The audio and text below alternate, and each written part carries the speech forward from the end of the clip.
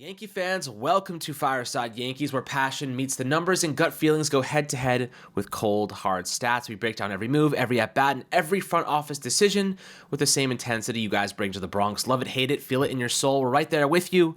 If you ride with us, do us a favor. Drop a 5-star review on Apple and Spotify so other diehard fans like yourselves can find the show. But let's dive into it. Ryan, there's a lot to get through. Stanton, Randy Miller drops a 1 a.m. article for us to decipher and figure out exactly what the hell's going on with Stanton's elbows. And tennis elbow, arthritis, I don't know what the hell this guy has, but all we know is he's in a lot of pain. He's not swinging a bat, and he's probably not going to be ready within the next couple of weeks. So it's safe to say that there's a bit of concern. How many games can he play this year? We're going to find out. Obviously, we hold out the most optimism, but we know Stanton and his injury issues, they pop up, and they pop up every year. Even Brian Cashman said it, what was it, 2 off seasons ago? He's going to get hurt. It's just a matter of when. So we're going to discuss Stanton a little bit. Obviously, some spring training storylines. We've been doing the post-game analysis for you guys, so I think we've covered most of the kind of outliers and players that are trying to fight into the mix and players that are kind of falling out of the mix and, guys that have been shining. Obviously, only 3 games, so not much of a sample today. Cookie Carrasco is on the mound against Boston if the weather does cooperate. And then we're going to talk about the report from Jon Heyman saying that even though Vladimir Guerrero Jr. doesn't love the Yankees, he's willing to let us drive the price up, basically. And if we give him the most money, I'm sure he'll take it. Now, I want to discuss Vladdy and how that also impacts Kyle Tucker. There's 2 big name free agents next offseason. Obviously, if Vladimir Guerrero Jr. has a really good year like he did last season, you're looking at a possible $500 million price tag. If he runs back his 2022-2023 season, you're maybe looking at a $300 million price tag. That price could fluctuate. He's a horrible defensive player, but one of the best offensive threats in the game, and he's only 25 years old. So there's a lot to like about Vladdy, and having him on the Yankees, that level of power. If you strike out on Kyle Tucker, maybe Vladdy is the next best option to go and pay. The Yankees will have enough money to get one of those 2 guys next year. Obviously, my preference is Tucker. We'll talk about that. But Ryan, before we dive into it, we'll start with Stanton. And how you doing today, my friend? I'm doing really good. I look at what's going on with the situation with Stanton and Vlad and all that stuff. First and foremost, when it comes to Vladimir Guerrero Jr., I think it's leverage.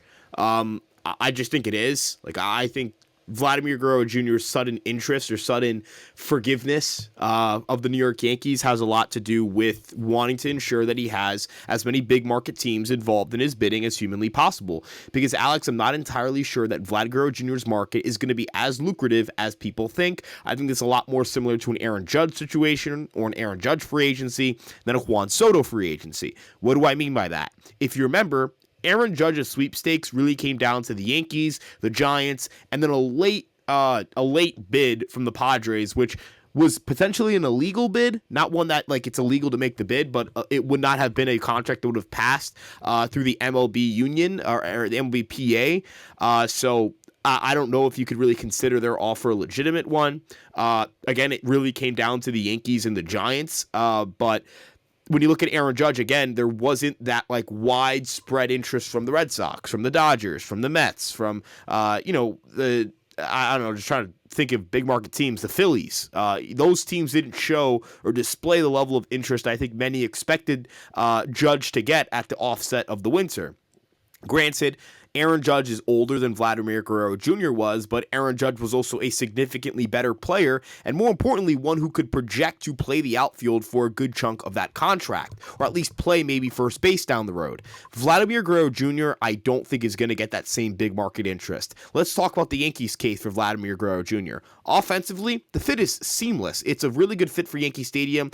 He's not a pulled fly ball guy. He's a right-handed hitter who loves hitting the ball to all parts of the field. He would love hitting with that short porch in right field. I believe he would have hit more home runs if he played all of his games at Yankee Stadium versus versus just playing all of his games in Toronto. But let's get into the actual roster fit here. He's a first baseman. That's not the worst thing in the world, but he's a bad defensive first baseman. How many years is it going to be until Vladimir Guerrero Jr. ends up as a DH? He is 26, 27 years old and a horrendous defender at first base and a subpar athlete on the bases relative to other major league athletes. So we're talking about someone whose base running and defensive profile are already bottom of the barrel. Those skills are only going to get worse as he enters his early to mid 30s. This is not like Juan Soto, where I do think Juan Soto can stick in the corner outfield for at least the next 5, maybe 6 years. I don't view that in Vlad Guerrero Jr. He will have to DH at some point in the next 4 to 5 years, and at that point in time, the Yankees are going to need Aaron Judge to be DHing, so I really don't see the fit there. I don't see why the Yankees would invest probably more money in Vlad than what Kyle Tucker is going to end up getting, when Kyle Tucker's a more seamless fit, is a better athlete, can stick at his position for a very long time, etc., etc. Furthermore, if you look at the New York Mets, they're kind of in a similar situation. Juan Soto may have to end up DHing at some point in time, and Kyle Tucker kind of fits their roster better. Owner Steve Cohen also came out recently and said that they can't have too many long-term contracts when kind of asked about Vlad and all that stuff. He also mentioned wanting to duck under the 4th threshold. So do we think the Mets are going to be kind of drunk sailor or drunk spenders on Vlad Guerrero Jr., who, again, just doesn't really have much of a defensive profile and is wildly inconsistent in his career? The Los Angeles Dodgers already have their DH spot filled out by Shohei Ohtani and their first base spot filled out by Freddie Freeman. So they don't really have an opening there. And then finally, you look at it, seemed like the Boston Red Sox perhaps, and that is probably where the fit is best, but Rafael Devers is probably going to have to DH at some point in his career. He'll be 30 entering 2026, if I'm not mistaken, or 2027, one of those 2 years. The Red Sox have already had conversations about potentially DHing him in his late 20s, so I don't know what the fit is. I don't know what team fits Vlad Guerrero Jr. more than the Toronto Blue Jays, who have all the money to spend on Vlad Guerrero Jr. Money has not been an issue for the Blue Jays. It has been attracting free agents. And in their perspective, if I was the Blue Jays too, I wouldn't have been gung-ho about giving Vlad $500 million before the start of the 2025 season. I would have let him hit free agency and play out this year on that contract year to see if I'm comfortable investing him in or not. So, end of the day, Alex, it doesn't make sense for the Yankees. I read this as Vlad trying to drum up interest from other teams, and if you look at the teams he's drumming up interest from, it's 2 AL East rivals. It's the biggest spender in the National League, the 2 biggest spenders in the National League, and the Dodgers and Mets. That's it. No one else has gotten that type of attention. And the Blue Jays, it just feels like he's going back there, or that if the other team is going to spend more, it'll be like the Red Sox or maybe the Mets. It just doesn't feel like it will be the Yankees. Right. Like you said, there's a lot of flaws to Vladdy's game. He's had some polarizing offensive seasons. He's not a good athlete. He's going to end up being a DH. He's a horrible first baseman. I don't want to get stuck paying $500 million for that. He's not like a generational offensive player like Juan Soto is. Again, the price will reflect that. But I'll ask you this, Ryan. Is Kyle Tucker versus Vladdy, which one are you paying? Because I think Kyle Tucker probably comes into the $400 million range as well, but he's 4 years older. But he's a much better defensive player. Obviously, he can be a really quality piece in the outfield. And you're getting one of the best bats in the game, but he's had some injury history in the past. You know, what is your kind of feel on Kyle Tucker? I know we're getting way ahead of ourselves right now, but just a quick little detour towards this because of the report coming out. Do you think the Yankees will be far more interested in throwing a bag at Tucker over Vladdy? Yeah, it's a phenomenal question, Alex. Look, I can't know what the Yankees' spending plans are going to be a year from now. I don't think either of us are going to know that concretely, but I can say that Kyle Tucker fits the Yankees' long-term future beautifully. Even if you think Spencer Jones is going to be that guy, and I think that's an unfair level of pressure to put on a guy who is not a consensus top 100 prospect anymore, Kyle Tucker still fits that timeline. Where the Yankees are at in their contention window is that they kind of just lack a little bit of star power in the offense. It feels like the Yankees have not properly invested in their position player group the same way they have on the pitching staff. The Yankees have 3 starting pitchers on 9-figure deals. That doesn't make any sense to me considering the New York Yankees are one of the best in baseball at developing pitching. I don't know what Will Warren's going to be, but he looked freaking nasty in spring training. We didn't know Luis Seal was going to be as good as he was, and he's nasty. Clark Schmidt, it took him a year to get it going, but he looks nasty as well. I don't know why the Yankees don't lean more on their pitching development to produce starting pitching when the area in which they've struggled to convert prospects into major league talent is on the position player side of the ball. But that's neither here nor there. In reference to Kyle Tucker, he is a bona fide superstar. He would immediately wash away the taste of losing Juan Soto. He would be worth every single penny. And if the New York Yankees want to be the New York Yankees again, it's not about the beards. It's not about playing New York after losses. It's not about George Steinbrenner. It's about winning winning baseball games. I think a lot of people have conflated tradition with the New York Yankees when realistically what makes the Yankees is winning. When did the Yankees stop being the Yankees? It wasn't when they didn't sign this one specific player. It isn't when the Yankees, lost to the Red Sox in 2018. I'd even argue it wasn't when they missed the playoffs or, kind of had their old core age out of the league. I think they stopped feeling like the Yankees the second they stopped feeling like the best organization and the best place to go to win baseball games. Kyle Tucker changes that. Kyle Tucker is immediately with Aaron Judge, I think, the best duo in baseball again. Just snatch that crown right back, go a year without the best duo in baseball, and then go back to having it. And if you talk about supplementing this core and a transition of power, Kyle Tucker can help usher in this new era of Yankees. I know people are concerned about Jason Dominguez in left field after yesterday, and don't get me wrong, ugly showing out there, but that ugly showing should make you want Tucker more because Tucker can play left field for the rest of his career, and you can have Dominguez play center field and Judge play right field. Furthermore, you could end up moving Judge to DH down the road when Stanton's contract is up, which it'll be 2 years left in his deal at the conclusion of the 2025 season. So you'll have him for 2026 and 2027. Then he's a free agent. That's a natural way to transition Aaron Judge to being the DH of the New York Yankees. You can slide Dominguez to right field, where he will be a much better defender because right field is just easier to play. You can keep Tucker in left field and then import a center fielder from there. It could be cheap. It could maybe even be a Spencer Jones if his timeline accelerates and Stanton's decelerates. I guess we'll get to Stanton in a bit from that point, but Kyle Tucker just makes all the sense in the world for the New York Yankees. I don't know if they'll get him. I don't know if they're going to be aggressively in on him, but he makes every sense in the world for that team. He definitely does, especially with how Dominguez is looking right now in left field. Obviously, lots left to occur, but with that being said, it's a good insurance policy to know. Well, the Yankees have a lot of money coming off the books next year. Aaron Hicks and Rizzo alone are accounting for about $15 million that's being counted against luxury tax. So take that money, apply it to whatever you want to go. Paul Goldschmidt, $12.5 million there. Cody Bellinger, if he opts out of his deal, that's another $26 million there. Devin Williams, $8.6 million. The money starts to add up pretty fast. And DJ LeMahieu will only have 1 year left on his deal. So you could theoretically do what they did with Max Fried. It kept his base salary a bit lower for the first 2 seasons, and then it accelerates beyond those years. So you could theoretically, do a little something like that, give him a signing bonus, put some money on the back end for a player like Kyle Tucker, who, post Stanton, post LeMahieu, they have a lot of money coming up in the next couple of seasons they can utilize, and they have a lot of players in pre-arbitration right now. So, I personally feel as though Tucker is the best fit, but we'll cross that bridge when we get there, guys. Ryan, just kind of rounding about on the Stanton situation with his elbows. He's going to New York. He's getting tests. We'll see how that affects him. The Yankees don't necessarily have a backup DH. Who are you looking at right now that could fill that role? Who's the guy? Is it Ben Rice? Is it JC Escara? Who is a guy that you think could end up being promoted to help supplement the loss of Stanton? You can't replace his power. Maybe you can get some offensive firepower from somebody. Right now, I'd love to see Ben Rice steal that job, but he needs to get stuff going here. Yesterday, I think he struck out twice. It's a very interesting situation where, the DH spot will be open if Giancarlo Stanton's diagnosis is not great, or even if it's mildly all right, you'll take it. I think we can all kind of sit here and say if Giancarlo Stanton missed the first 2 weeks of the season and comes back healthy, that you and I will take that outcome. I think I would take that outcome, and I really wouldn't look twice, or I really wouldn't care.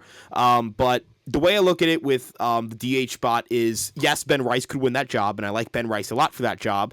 I've also toyed with the idea of maybe the Yankees DHing or swapping Judge and Dominguez at DH and playing Grisham at center field to kind of lean into the defense thing a little more. The problem with that is that they don't have a third baseman, and you kind of need to sell out a little bit more for offense than you do for defense, given that you have a defense-first third baseman right now and a defense-first shortstop. Having a defense-first center fielder gives you 3 defense-first players, 6 offense players, and you don't know what you're going to get from some of those guys. Goldschmidt's a question mark. Dominguez is a question mark. So that's 2 question marks, 3 defense first guys, and 4 guys who you hope can hit. So that's a lot of pressure. That's not what you want to do with your lineup. If the Yankees get a third baseman, that would make me feel a little more comfortable saying, all right, just play Grisham out there. Take the upside with the defense and lean into your strengths. Hope that your offense can do just enough to win ball games, and that your defense does enough to just really carry this team for a little bit. If it's a long-term injury, we're talking out for the year, double UCL tear, UCLs need to be fixed. He can't even swing through it, blah, blah, blah, so on and so forth. Worst case scenario, I would actually explore signing a DH at that point in time. But as things stand right now, Alex, I think that the move is to just let Rice, Grisham, and I guess Dom Smith. I'm not a big Dom Smith guy. I don't really believe there's much upside in playing him, but I have been wrong before, and I will be wrong multiple times again, so I'm not going to sit here and pretend that my truth is the truth. It's just my opinion. I don't think Dom Smith is a particularly productive hitter, nor do I think his fit in Yankee Stadium is as good as people think, because just by being a left-handed hitter doesn't make you a good fit for Yankee Stadium. Could do a whole spiel on that. I would like to say, Alex, though, in the scenario in which Stanton is out for the year, and they need a DH, gonna kind of throw a little something crazy here. You trade for Luis Ariz, make him your DH. That's a little. I wouldn't love it, but like I don't know. I'm just throwing ideas out here now.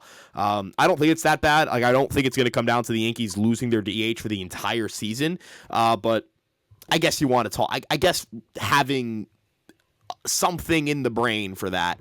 I don't want to drum up. I kind of want to be careful with that conversation because I don't want to drum up fear that he's out for the year. We don't know what's wrong. Chris Ahmad is not the doomsday doctor. That's Dr. Neil Elitrosh. If he goes and sees Dr. Neil Elitrosh, Alex, the season might be over for Stanton. If he goes and sees that guy, you see a specialist, like a elbow specialist or whatever, yeah, you're screwed. That right there, that's concerning. You don't go see him because you go, oh, yeah, his elbow looked great. Neil, you want to go see this too, man? No, you see Neil Elitrosh when things go wrong. So if we get to that stage, panic button. Until then, hope and see, wait and see. I don't know. But I said a lot of things there. I don't know if you want to chime in. I mean, when it comes to Stanton, if he's going to see Chris Ahmad, a.k.a. the team doctor, as you say, that still means the pain is persistent, and it still means that it's not getting better. Right, so that means he's going to figure out what the next steps are, what the plan is. Is there a rehab plan? And they have other guys there that are trying to get him right. And if it's not improving, there could be some sort of damage there structurally. There could be something. I'm sure he'll get tests, MRIs, whatever, to determine the severity of this injury. There could be a massive amounts of inflammation. I'm sure they'll give him shots and stuff like that to support faster healing. But if he can't swing and there's extensive pain, it's going to make it really hard for him because, I guess the question is, do you give him a couple months off, and hopefully it gets better, or do you have him work through the pain and at some point it becomes intolerable again? I don't think we're going to see Stan for the first 2 months of the season. And I know that's pessimistic, but the truth is that if he's not swinging a bat right now and he's going to get more opinions on a matter that's probably already been going through rehabilitation, that pain is persisting. That pain's not going anywhere. He's going to have to go through an extensive rehab process that could involve PRP injections. It could involve surgery. Who knows? You know what I mean? And then he has to ramp up after that. I think best case scenario right now is he plays the second half of the season and goes into the playoffs healthy. That's, I think, best case scenario for him. Because Stanton is a guy that, he gets hurt and he's out for a minimum a month. We've seen him get low-grade hamstring strains and he's out for months. You know what I mean? This is not a player that, he's out for a couple weeks and he comes back and he's fine. If he's going to see the doctor to get further opinions on this situation, that means it's not getting better. You know what I mean? Otherwise, they wouldn't have to do it. So I am concerned about this, and I am concerned about the Yankees' plan to supplement this, and they don't have anyone to supplement DH. If it's an Escara, if it's a Ben Rice, none of them are as good as Stanton. Not even close. You know what I mean? They don't have the power. They're certainly not going to step in and do what he did in the postseason.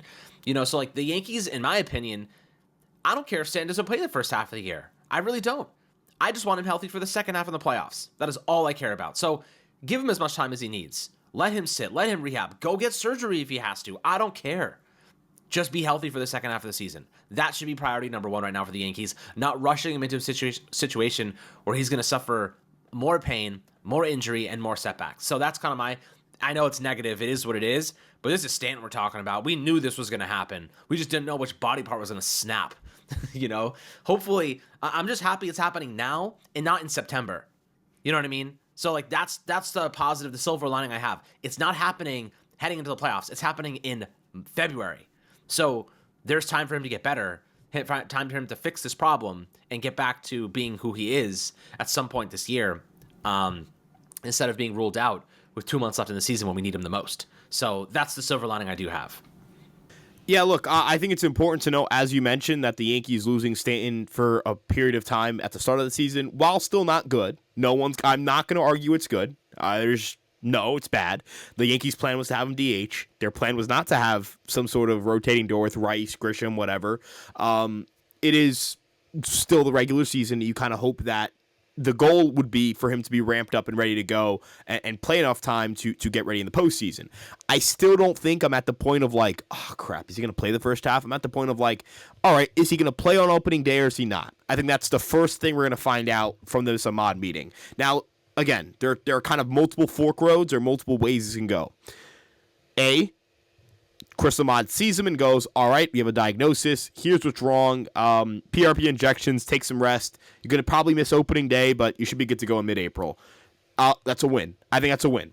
Yeah, you want him to play on opening day, but it's all about relative to what you know at the moment. It's like when Garrett Cole, we found out that he was going to miss basically all of April and May and part of June. No one went, yippee, he's missing time. It was, oh, thank God he didn't get Tommy John surgery. That's a win. Right, that's a win. That's the win. The win is not losing a key player for an extended period of time.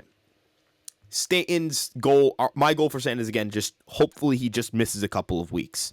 But as you mentioned, the Yankees should be prepared or should have been prepared to lose Giancarlo Stanton because the Yankees have had to place him on the IL at least once in every single season dating back to 2019, and outside of his first year with the Yankees in 2018, he has not played 150 or more games. So.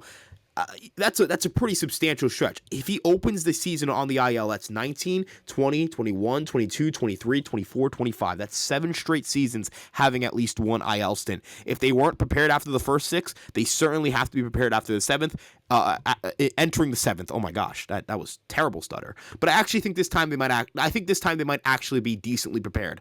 The problem is that they don't have a third baseman. That's the problem for me. The problem is that they don't have a third baseman. If they had a third baseman, again, Grisham center field, who cares? Sure, he plays good defense.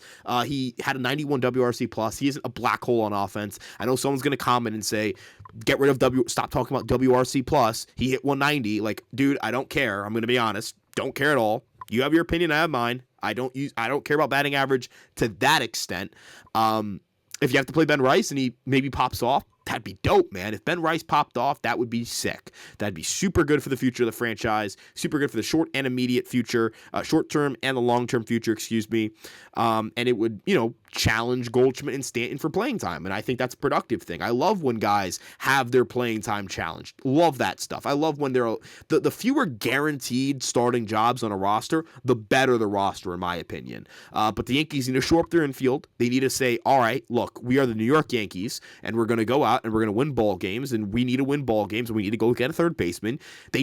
They can't convince you they like DJ LeMahieu. They can't. I'm sorry. We've already got a report from Clappish that they're not really in love with the guy.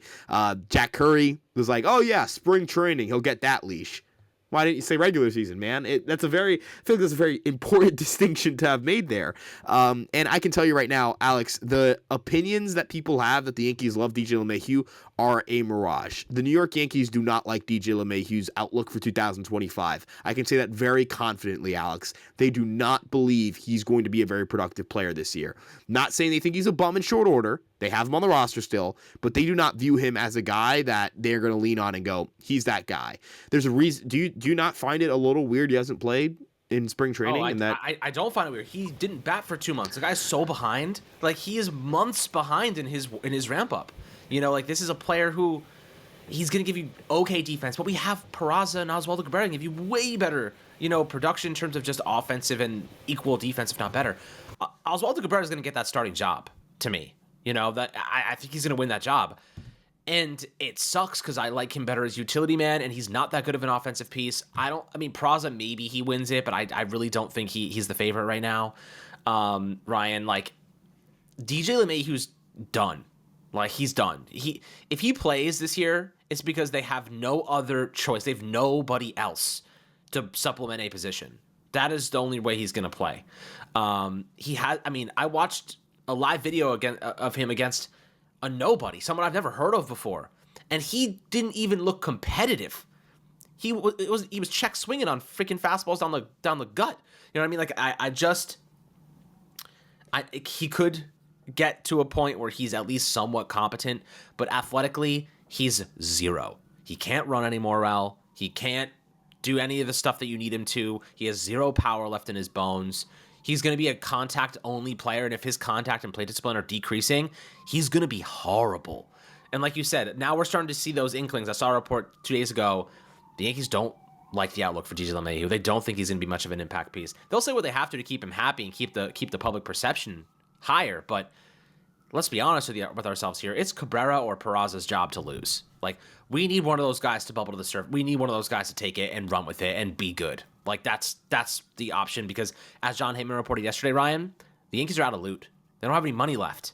So that's a problem, unless you're going to acquire someone in arbitration with a very low salary. What I think is going to happen, though, and I'll get your take on this, what I think is going to happen, I think they're waiting until the trade deadline to acquire a player to make sure that salary for 2025 rather, is as low as possible, right? If they acquire a player in arbitration that's making $3 or $4 million, they're only going to owe him $1.5 million, the rest of the season. That's how I think they're operating right now. They're like, we can wait until the deadline, we'll get a player, and we'll pay a portion of that, a fraction of percentage of that salary for this season, instead of getting him right now and paying the full salary over the final luxury tax threshold, where you have 110% penalty tax. What do you think about that? That's kind of how I perceive things are going right now. Yeah, so first off, I want to address Oswald Peraza. The New York Yankees have told you through their actions that they do not believe Oswald Peraza is a good player. And the reason I keep kind of hammering that point home about Peraza and LeMahieu, that the Yankees' actions should speak louder than their words, is because, guys, I don't know how I'm not trying to... Hold on. I'm not trying to make this point to say that fans are unaware that these are not good players. Every fan, I think every Yankee fan for the most part, is aware that third base is a problem position for the Yankees, and that it's going to take kind of a stroke of luck for one of these guys to step up and be the guy. It's going to take a monumental leap from one of these players that you typically don't see from these players at their current experience levels. But I will not let the New York Yankees convince me that they actually have belief in Oswald Peraza or DJ LeMahieu, because they don't act like it. When the Yankees were abysmal in 2023 for stretches of time, Oswald Peraza was never part of the calculus. He was never part of the equation. He was part of the equation down the stretch when Donaldson got cut and the team sucked and they had nothing to play for. That's when he came up, and he sucked over that stretch. And then in 2024, how many times did the Yankees have infield issues? And how many times did they say, Oswald Peraza, you're the guy? He had a home run and played decently well in a series against Detroit, and they sent his ass back to Scranton as soon as they could. I just want you to think about that. LeMahieu, they put him on Phantom IL. Oh yeah, he's dealing with something. Yeah, right, he's dealing with something. You didn't think he was any good. Again, I really do buy that Eric Hubbs report that the New York Yankees were going to DFA him, and that veterans convinced the organization otherwise. Because I remember distinctly seeing people I trust on Twitter saying that they had gotten emails or had heard of DJ LeMahieu being DFA'd just for it to be an injury. I think they were planning on doing it, and that they didn't because of the situation that the veterans did not want that guy cut for nothing. And I think right now, yeah, he's still on the roster because they don't have infielders. They don't. Peraza's still here because he has no minor league options. And that if they cut him, they can't. They can't option him without placing him on waivers and letting him walk for free. For LeMahieu, they can't option him. They have to roster him or cut him. Those are two infielders. They're not gonna burn two guys that if they cut them, they cannot get them back. Guys who are living bodies and can play the position until they figure out third base. I don't like the idea of waiting to a deadline. I'm not saying this to say that that you're insinuating that the Yankees are fine at third base. But I really think it's a losing strategy to open your season with a hole at a position, because if you look at the American League, yes, it's open, but it doesn't take much for the American League to kind of become a bloodbath because everyone's so evenly matched in some regards, and then you end up becoming a wild card team instead of a division winner because of a lack of activity before the start of the season.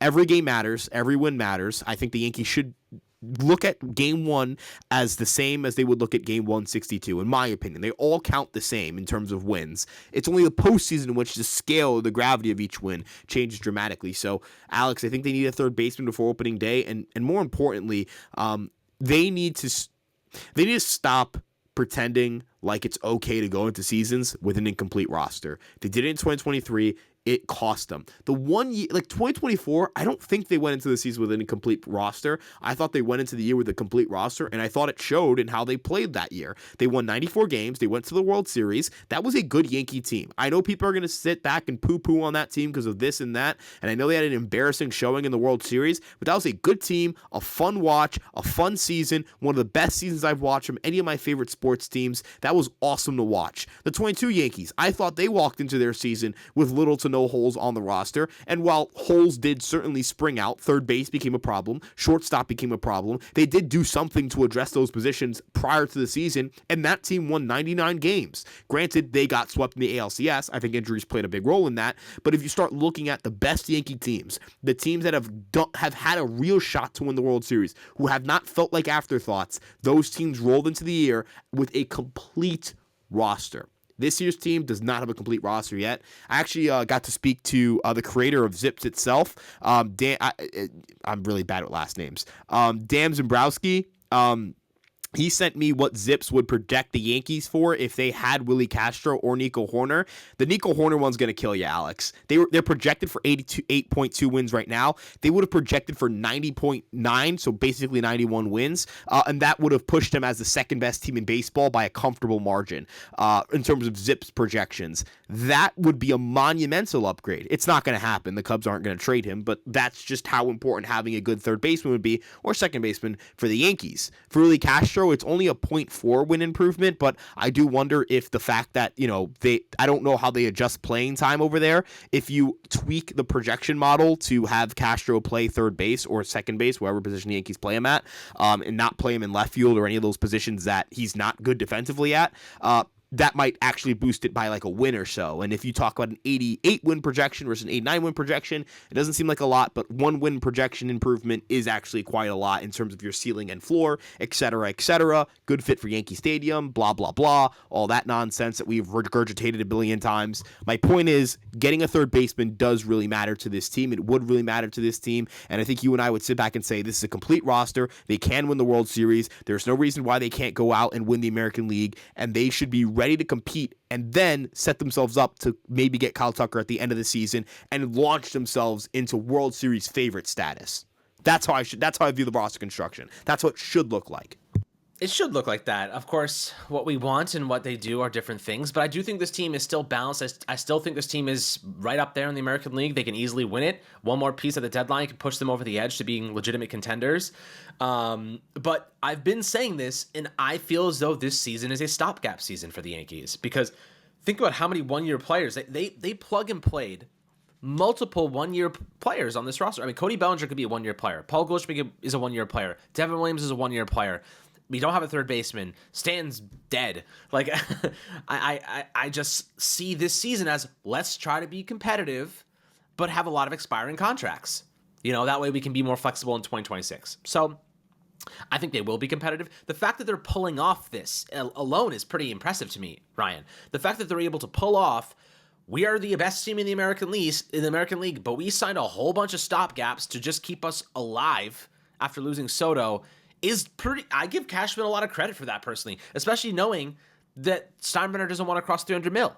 You know what I mean? Like, I think Cashman's done a pretty damn good job actually this offseason, which, we've been very critical of Cashman throughout this podcast's duration, Ryan, over the last couple of years. And I think he's done a good job pivoting from Soto. Like, he can't pay Soto. You know what I mean? Like, Soto decided to go with the Mets. It is what it is. His pivot was solid.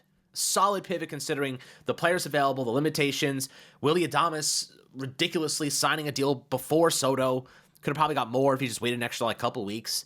And I think the Yankees would have signed Willy Adames if he would have just waited a little bit longer. You might have got a little bit more money. Obviously that didn't happen. It is what it is, and we move forward. But this is a situation where I think that the Yankees are going to be competitive, but they have a lot of expiring deals, a lot of money coming off the books, a lot of older players still in tow, a lot of players that aren't even here and they're being paid.